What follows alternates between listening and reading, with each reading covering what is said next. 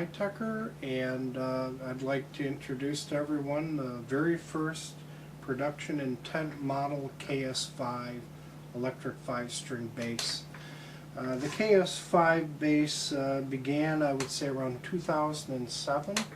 I designed this instrument all in 3D environment in CATIA V5. CATIA is used commonly for automotive, Boeing aircraft, pretty much anything that needs to be designed and needs to be done perfect.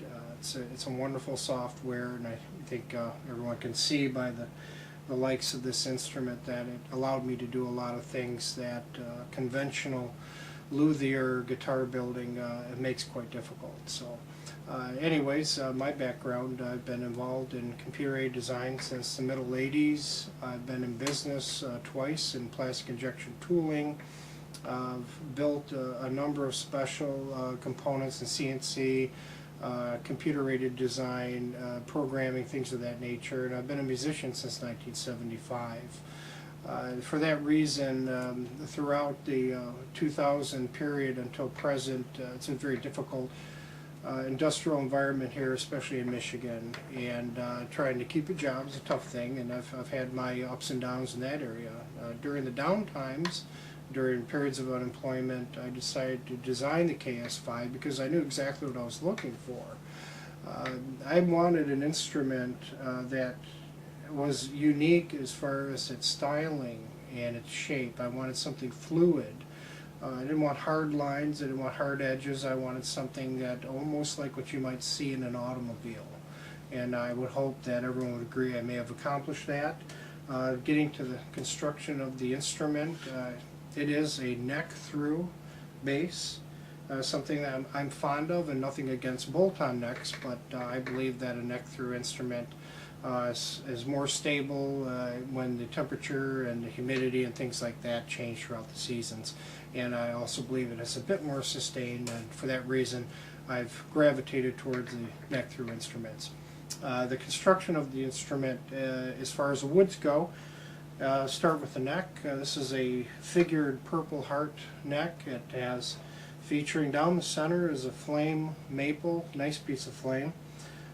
Going to the body on the front, most people at this point would know that's bird's eye maple. It's a very high quality. I was very fortunate to get a hold of this board. The front body wood and the rear body wood are from the same board. A little bit darker on the back. It's more of the heartwood from the tree. Again, going to the front, you can see the laminations of the neck through with the center flame maple. On the back, I added an accent of Madagascar black ebony, just do something a little different, something I haven't seen before on an instrument.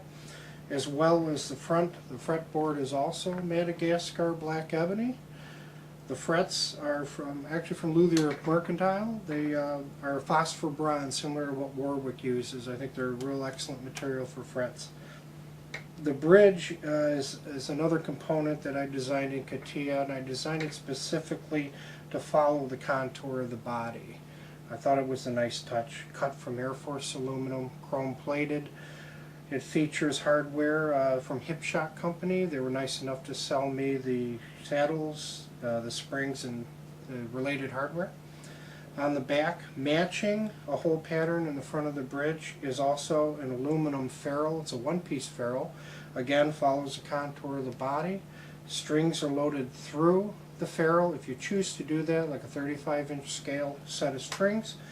But this particular set is a 34-inch scale set, so I have attached them on the back of the bridge, which is typical of what you see today. So there are two options: 35-inch scale set through the body, 34-inch scale set attached to the back side of the bridge. Getting to the headstock, again, Hipshot hardware, ultralight tuners. I think they're great. A lot of builders are using these today. I have a truss rod cover, also Madagascar ebony. My logo, the H, is CNC cut from a 100-year-old Bakelite poker chip. Just happen to have them lying around, and they cut real well. That's inlaid into a. a pocket that was CNC cut right into the headstock. It turned out really good. The nut is sterling silver, which is, some would say, is a bit of an overkill. I know Ken Smith and other builders like to use brass, and I was going to do that, but I had a source for sterling silver, so I went for it. And here we have it, and I think it looks really great. Tonal is exactly the same as brass. Going back to the headstock, rear side again, there is a little raised design here, kind of it's sort of a fleur-de-lis. It blends into the volute. Another design that you're going to see on basses today is for strength, and it's a nice little touch. And of course, I kind of borrowed that from Ken Smith's designs. I thought it was pretty neat, so I did my own little design in a fleur-de-lis. The scale length is a hybrid. There's been some argument over the years. Lakeland uses a 35-inch scale. I think Yamaha does as well. Fender, Music Man, they're traditionally 34-inch scale, so I decided on this one I would go with a 34.5-inch scale. So best of both worlds. I think it does improve the low B as far as the sound and the sustain of the low B. All around, it's got a really nice feel to it. Very comfortable instrument. Very thin neck, in fact thinner than the Ken Smith. And it's a great instrument, nitrocellulose finish, which I happen to favor. And it's one I hope to keep for the rest of my life, and certainly hope to be building more for people as time goes by. But for now, it's the very first one. Here it is, the KS5 high string bass.